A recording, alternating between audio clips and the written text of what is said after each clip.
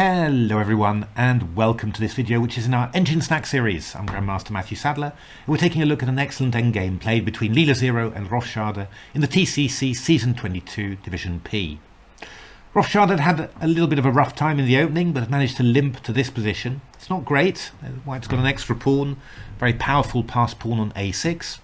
But the opposite coloured bishops are on the board, which means that the drawing tendencies are increased. However, the presence of rooks means that, black can still expect to have a quite unpleasant time. My plan in this position would be to keep the rooks on and to implement the principle of two weaknesses. That means that I'd create another weakness on the king side for black, with something like h5, maybe exchanging off pawns, and then switch between the two weaknesses in quick succession. The better side, the more dynamic side, the more mobile side, is normally able to stretch the opponent's defensive configuration to breaking point and break through. And that's not a bad plan at all, but Leela found something much, much simpler. Leela just offered the exchange of rooks with rook e4. An interesting point is that rook e4, bishop takes e4. This is a pure opposite coloured bishop ending. Drawing chances should be at the maximum, and yet this is completely winning for white. And actually it's a very interesting point that I think different types of endings have got different ideal passed queenside pawns, extra passed queenside pawns. With rook endings, you always want a b pawn in actual fact. Why is that? Well, the opponent's rook always checks from behind. If you have an a pawn, that's first of all a very long way away from your kingside pawns, and your king can get cut off on the a file, in front of the a pawn, cut off along the b file.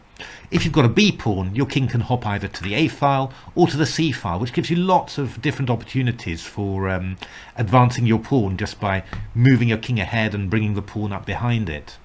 So in pure rook endings, you would need a b pawn, but in an opposite coloured bishop ending, I mean, the key point is that you need your king needs to be able to get to a square in order to support the pawn to advance.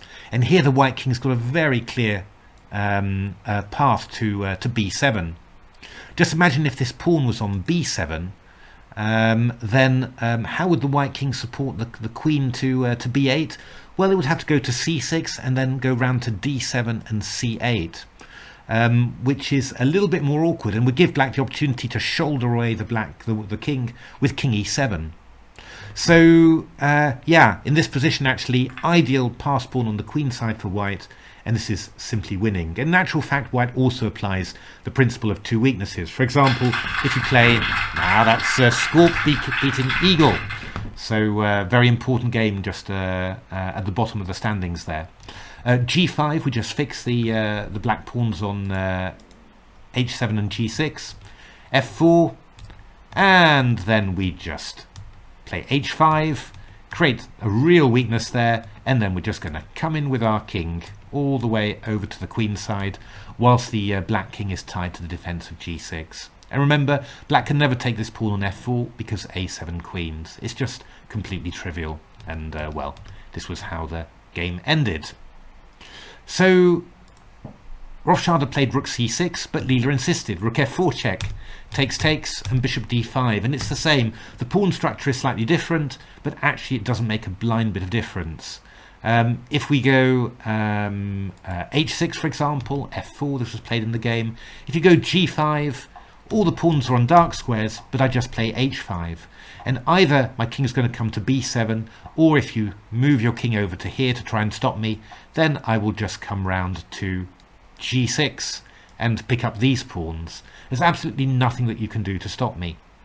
In the game, Rothscharder played king g7, king f3, f5, but this was just as losing as we saw before. We fixed the pawns on light squares, and then we come round with a king b5, king c6, king b7, you take a pawn, I don't mind, I just go a7 and a8 queen.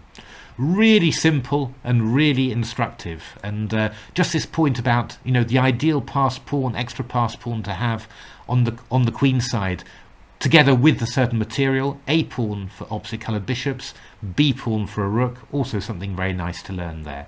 Great play from Leela.